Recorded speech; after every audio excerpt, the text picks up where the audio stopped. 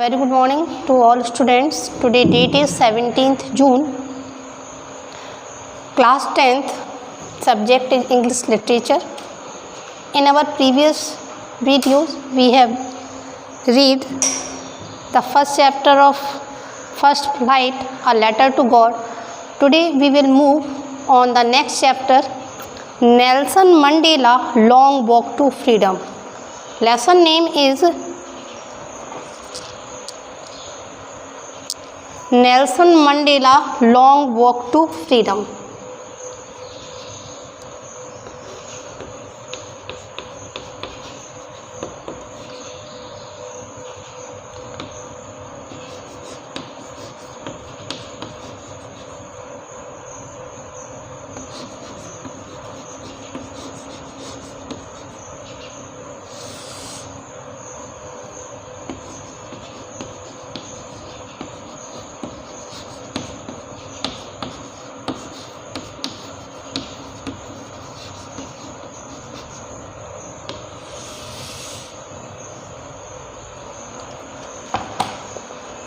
In our previous lesson, we read a story which is an imaginary story. ठीक, but this story is not imaginative. This is the real story. This is an autobiography of Nelson Mandela. First thing is here that what is autobiography? Autobiography होती क्या है, जिसको हम आत्मकथा बोलते. तो an autography is written by himself, यानी कि किसी भी पर्सन की जो लाइफ हिस्ट्री है उसके खुद के द्वारा लिखी जाती है, उसको हम ऑटोबायोग्राफी बोलते हैं.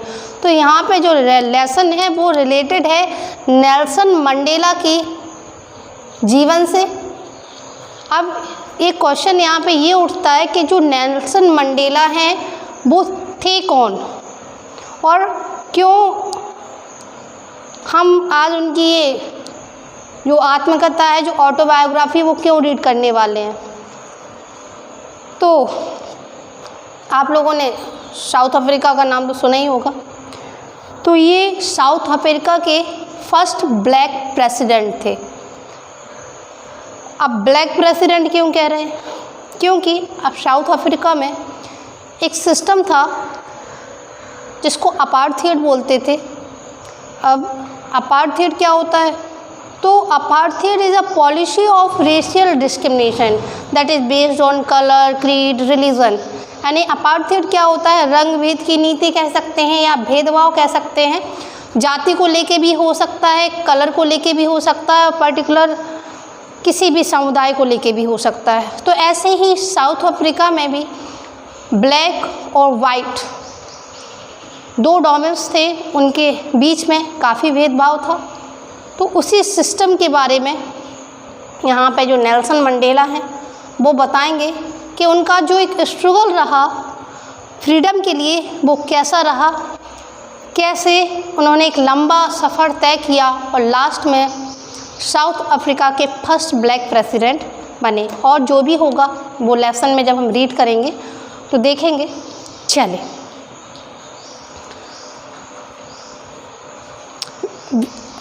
बिफोर यू रीड, यानी कि पहले लेसन को स्टार्ट करने से पहले कुछ और जाने आप. Apartheid is a political system that separates people according to their race. मैंने अभी भी आपको बताया कि अपार्थाइड क्या होता है, एक पॉलिटिकल सिस्टम है जो लोगों को एक पर्टिकुलर रेस के द्वारा एक दूसरे लोगों से अलग करता है. कैन यू से which of the 3 countries named blue had such a political system until very recently. क्या आपको पता है कि आप बता सकते हैं कि रिसेंटली जो कौन सी कंट्रीज़ हैं, क्या हम उनका नाम बता सकते हैं जिनमें अपार्थाइड सिस्टम रहा होगा. तो फर्स्ट तो हम बता ही देंगे, साउथ अफ्रीका है, यूनाइटेड स्टेट अमेरिका और ऑस्ट्रेलिया, जहाँ पे इस तरीके का पॉलिटिकल सिस्टम फॉलो किया जाता था. Have you heard of Nelson Mandela, क्या आपने कभी नेल्सन मंडेला के बारे में पढ़ा है.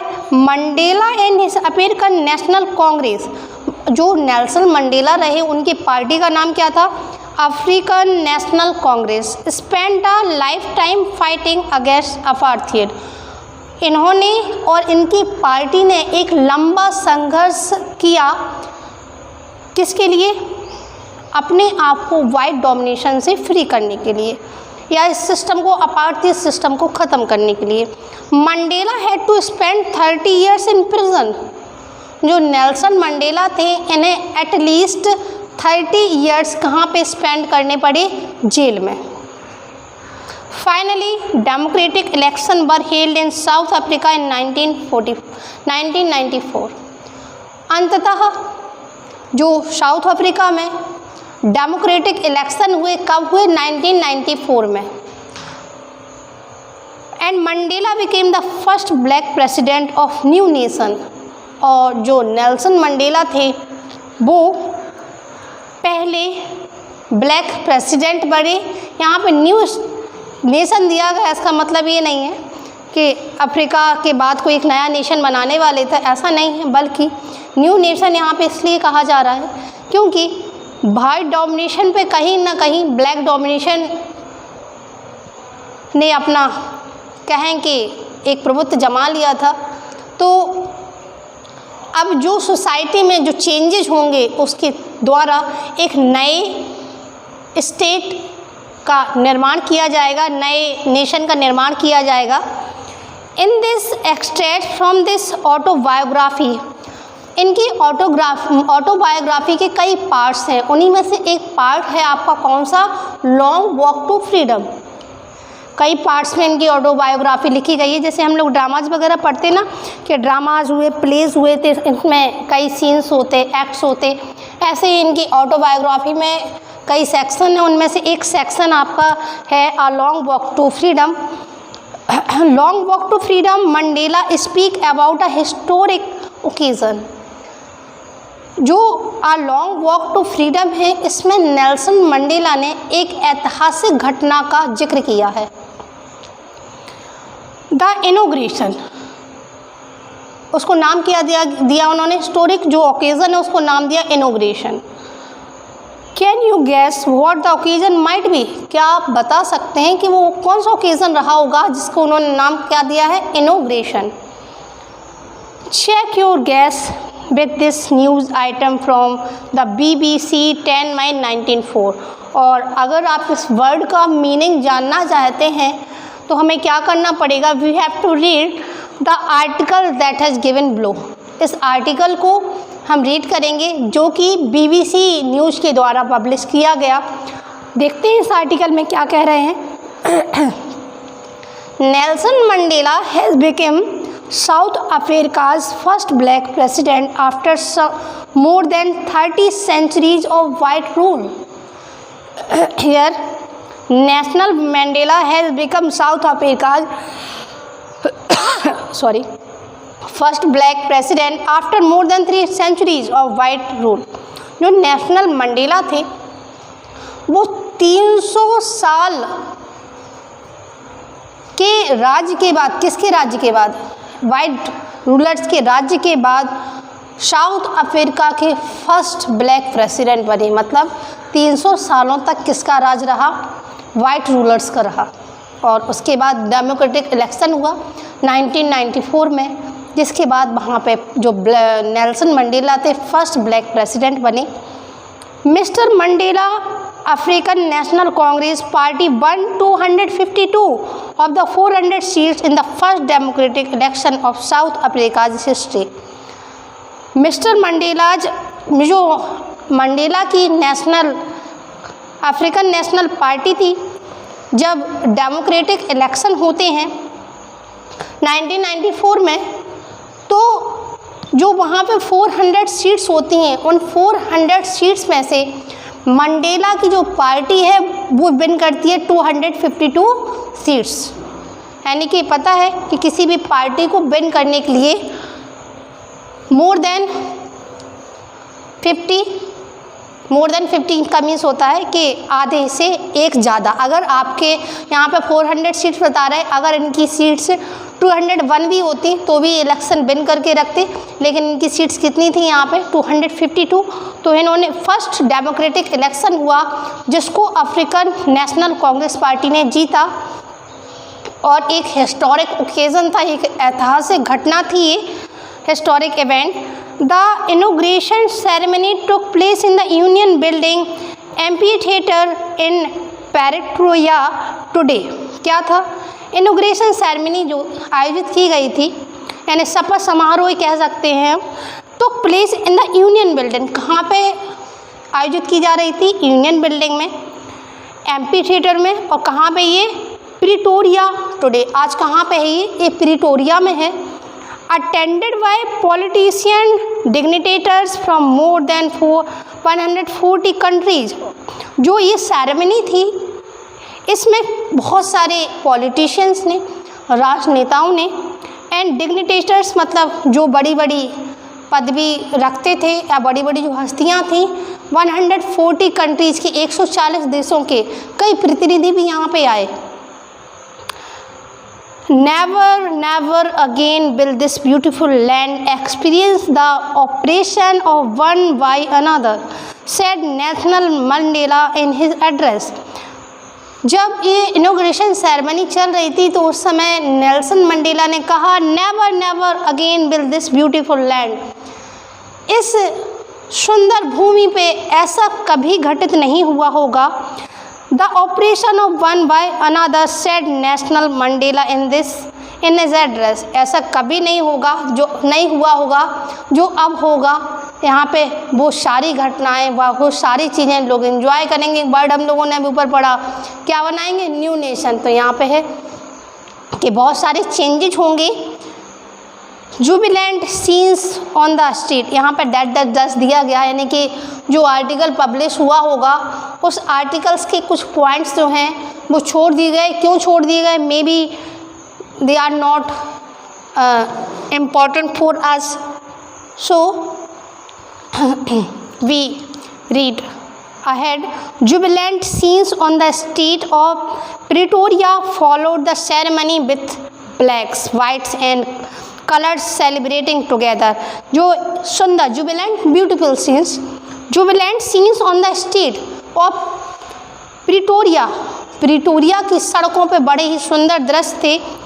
इस सेरेमनी में कौन थे? ब्लैक्स भी थे, वाइट्स भी थे और कलर्ड भी थे, सेलिब्रेटिंग टुगेदर, जो एक साथ इस समारोह को, इनॉग्रेशन सेरेमनी को सेलिब्रेट कर रहे थे। More then